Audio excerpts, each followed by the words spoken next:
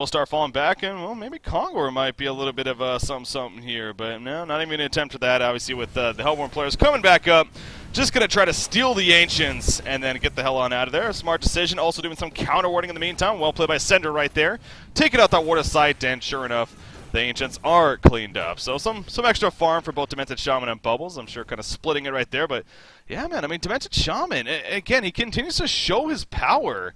That despite not having aggressive items necessarily as far as a lot of damage output earlier on in the item sense, that Entangle, man, Entangle healing wave, and what I've been noticing too, and again, it's no surprise, but he's also been applying Unbreakable to himself going into fights, increasing his attack damage. It's really one of the rare times that we see it purely used for offensive purpose.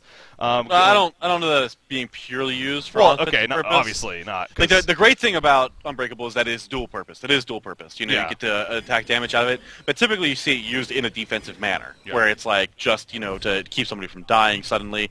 But the great thing about using it on yourself as Diminished Shaman is that first of all, Diminished Shaman was banned for like 4 months straight. Like there was never a game that you would see Diminished Shaman in because he's so freaking annoying. He's probably one of the most annoying heroes to play against because no matter how low you get an enemy team, Healing Wave is such a short cooldown, 6-second cooldown. So you just keep spamming it over and over and over again. Initiation, by the way, on Magnus, and he's definitely going to be going down right here. And you see the root coming out immediately after Silhouette going to use that ultimate to try to escape, and it looks like she will be able to do so.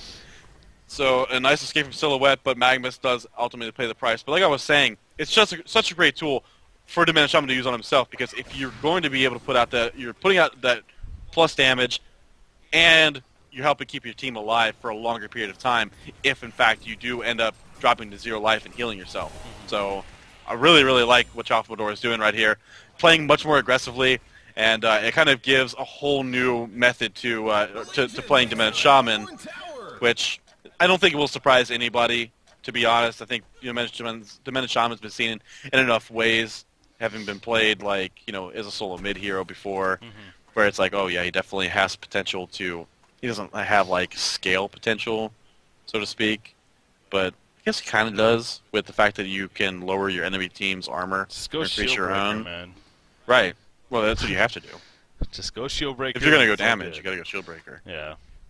Yeah, It stacks so well with the rest of his abilities. It again goes back to the point that I was making earlier. Are we going to see him take advantage of this early farm that he has in a sense of, well, let's just get more powerful support style items for my team, something like a Talbot of Command next, and then eventually working from there, maybe Abyssal Skull with the push potential they have, and having some armor against the Silverborn team might not be the worst decision, especially with that Silhouette getting as much farm as she has. But again, just throwing out ideas. I know that's, not necessarily perfect ideas, but just ideas in general. But while we are in this pause right here, guys, I do want to actually bring up a point about the stream, and I do want to say that actually yesterday I did get the chance to actually sit down with Gunrun. Of course, I'm sure a lot of people know him. He's from Twitch TV. He's the really technical guy. He takes care of a lot of lag issues that happen on pretty much all the streams on Twitch TV, and helps them when in need. And obviously we have been through some issues lately where we've been having some laggy streams. So I was actually talking with them for a good hour and a half, 2 hours. We were actually tweaking some settings, and he was helping me out a lot. And apparently, we after a lot of testing, we did get to a point where it actually looked very, very stable, and it seemed like things were actually going to be good to go. So hopefully you have been enjoying the stream tonight with that said, and at least from my end, I actually haven't noticed any issues as far as... yeah, I've been watching it as well. It looks great. As far as my streaming on with the exploit and everything. So, but anyways, Luna's going to get jumped right here. Luna will fall. Wretched Hag trying to get away now, as there's an Unbreakable applied offensively, giving him some extra damage there. But Wretched Hag will be able to blink away. But you see that Storm Cloud was definitely adding up. And maybe 1-2 more auto attacks, that would have been a dead Wretched Hag. But for sure, of course, able to blink away. So, but yeah, that Storm Cloud, man, I mean, it's level 2 now. So it's going to be even that much more powerful, lasting that much longer in those team fights. That's a lot of minus armor that our Hellborn team has to deal with. I will say, you look at the Legion team, not necessarily the biggest right-click auto attackers in the world, but hey, it all adds up on all these heroes. So very, very powerful to use. But yeah, tdM in a very good spot right now. But I keep looking back at that Silhouette, who's now at that 400 GPM mark, and that kind of does, it irks me a little bit if I'm a tdM fan of, they're looking good, but Silhouette is continuing to have a very good game here. So clutch right there in the middle lane. Magnus doing an excellent job. Hag got away with literally 3 health. Really nice play played by Noodle, who is relatively new to the competitive scene to my knowledge. I think he's been playing for Clan Milk for a while, but I don't know who he is or if he's, some old player who just came back. Yeah, I'm not sure actually. It doesn't necessarily ring a bell to me. I believe he's just kind of one of those guys that's like good friends with him, has played through the years perhaps, but joined recently when they came back. But I also want to make a point, and I guess both of us missed this earlier, but Moravis has bought back already, actually, on Silhouette. So she is actually down 1 buyback. But anyways, Morax is going to jump right here on to Pebbles in the background, and here we go. Pebbles chucks Bubbles away. Says GTFO, bitch. But Pebbles will still fall. The Bat Blast is going to be used by Wretched Hag right there. In comes the healing wave for the Demented Shaman, and Magnus is going to start dropping quickly. Doesn't have that Steam Bath. Was already sitting in it, trying to avoid those axes, but really it's all for naught. Another healing wave coming out, and all 5 still well alive here for our Legion team. Obviously, Silhouette, she's back at the base, and well, for good reason, because with the numbers advantage in favor of our tdM team, Clan Milk not going to be able to stop this push, at least for now. But yeah, hell of an initiation there from Clan Milk, or tdM, excuse me, and they're going to actually keep this pushing. We'll see how much pressure they're going to be able to apply here. Oh, probably quite a bit. Wretched Hag absolutely melted off the map right there. Great initiation. Trophimodor, that entangle has been playing such a huge role in so many of these team fights. See a Luna throwing the power throw out there, just trying to stop the damage to the defensive tower. They'll probably back off at this point, as you can actually see that they're already doing. But they do take the defensive tower down past the halfway point, and tdM, they've just been putting themselves in really good positions. You mentioned earlier that they don't have a whole lot of right-click auto-attack damage, which is, of course, is true. However, what they do have is extremely high sustainability in these team fights. Talk about Meraxis being able to survive through almost anything, extremely long, lifespan for that type of hero, being just the tanky hero himself, and especially with the great farm that he's gotten thus far. But having Demented Shaman thrown in there, having the ability for Bubbles to kind of get in and get it out of team fights on a consistent basis. More team actually going on in the bottom lane. Meraxis diving right back into there and absolutely just disintegrates Pebbles. And then Magma's going to fall shortly thereafter. Still no one dead for 3DM. And they're going to pick up yet another kill on Silhouette. And honestly, I would not be surprised to see the GGs come out at this point.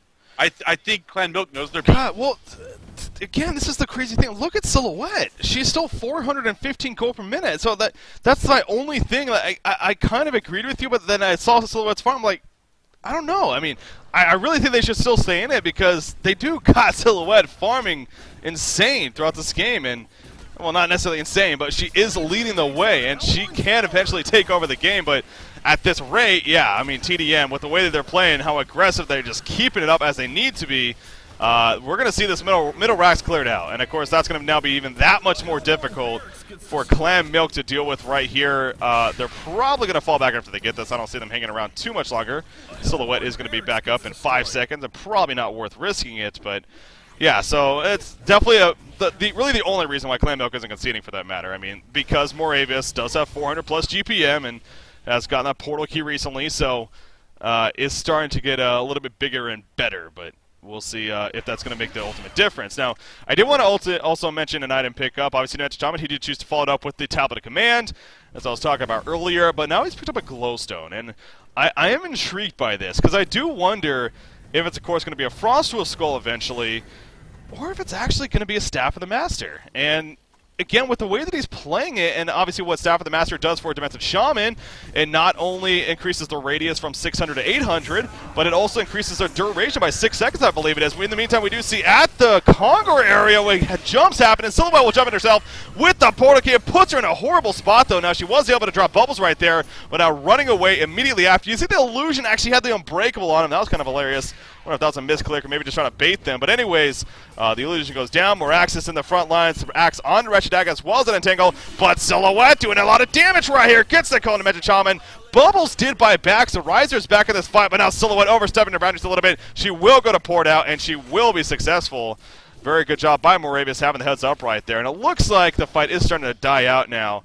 I believe Moraxis is going to jump. Magnus, yes, he lands that quick. A nice job by Magnus, though, with the CF, but no! The Quake Stone lasted just a fraction of a second too long and prevented him from lava surging out. And a Wretched Hag, where the hell is Milkfat going? Well, she does not have enough mana for a combo of Blink and Homecoming Stone, so this actually could be deadly here for Wretched Hag. There's the Blink, and in perfect timing, mind you, as Bubbles just came in. She's going to need the Homecoming Stone here. Nah, do they have anything? Nope. Nope. Wow, well played. So, again, we saw there, perfect example. Silhouette, she's dishing out some good damage. Yeah.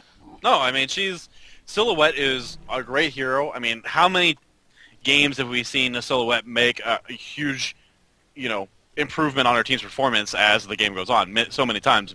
Think back to that No-Tail performance when he started 0-7 in the middle lane, just got absolutely crapped on, and then came back and ended up winning the game. Like, yeah. Silhouette is a very, very strong hero, but that being said, I honestly think that they're just biding their time until they can really do anything. Glacier's in a little bit of trouble here in the jungle, and yes, he will eventually fall. Pebbles looks like he might be in a little bit of trouble. The Bubbles ultimate coming out, and now Pebbles going to take some auto attacks, likely from Demented Shaman. Demented Shaman able to take him out, and there's the entangle on Aluna. Aluna in a lot of trouble. You see again that Unbreakable applied to him offensively, pick up the double tap, and now more attacks going out. Nice keeping the forest root. Silhouette in a lot of trouble. Will he go down? Looks like a hat trick for Troubadour, and oh my god. But Silhouette. Okay, the real one got away. Yeah, that was a huge healing wave. Obviously, when you have the tree dogs there, that amplifies it that much more. But it was on the illusion mostly, rather than the real one, when that was big there for Silhouette. So big reason why she was able to live. So, but yeah, that was a great comeback in Troubadour. And I do want to. That's the thing though. Clan Milk, they focus so much on Meraxes there. There was 3 heroes that were going on Meraxes, while Demented Shaman was actually busy tearing up both Pebbles and Aluna in the background. It's not too often you hear that, but again, with the way that he's been playing this game and how successful he's been, the Demented Shaman did a lot of work that fight, and I really think that proved to be the wrong decision from Clan Milk. Again, something you don't hear too often, but I really think they should be focusing down this Demented Shaman when they get the opportunity in these team fights. Here's the problem with going against Meraxes. Meraxes is, in my opinion, kind of a flawed design. By the way, Staff of the Master just picked up on Demented Shaman. But I think it's kind of a flawed design, and the fact that you're punished either way. One, you decide, we're going to focus on Meraxes. So you're putting all this effort into killing a hero that just survives and survives and survives and survives and survives. So, like, if you don't kill him, however, you don't focus him, you're not doing any damage to his shield, which means it's because he's in the middle of a team fight, it's constantly building up charges and building up more damage, allowing him to use it more offensively. So, in my opinion, it's kind of a flawed design, and the fact that he's too good in team fights. Like, you can't... It's a lose-lose situation, in my opinion, if you're the enemy team. And I think that's why Meraxes is banned so often, is because there's no good way to go about a team fight. You either have to pick him off when he's by himself or suffer the consequences of, either not focusing on him and having him tear your team apart with just auto attacks. The Meraxes ability, which is, does base health damage, not overall health, base health damage. Does pre-mitigated. Right. So it's extremely, extremely effective. That's why, and like I said, Meraxes, he is a hero that definitely needs to be banned or is your first pick, which it was tdM's first pick. So, if you don't have first pick, you better ban Meraxes, in my opinion. Post-mitigated, by the way. I misworded that. But anyways, when you see a jump on Demented Shaman, so as I talked about right there, Demented Shaman starting to drop, but he survives right there, and the response coming out. Nice Magmus Eruption, though, coming in, doing a good chunk of damage right there, but I don't think it's going to be enough. In fact, you see the GG's being called, and that will do it for our first best out of 3 series. And again, I say that because Trademark Esports wins it 2-0. But now we're going to our second and final best out of 3 series as a result of that. So obviously Trademark coming from the losers bracket. Clan Milk was from the winners as a result of beating tdM earlier in the tournament. So they had to win 2 best out of 3s. Well, the first one's out of the way. So you can pretty much call it now. We're on even ground.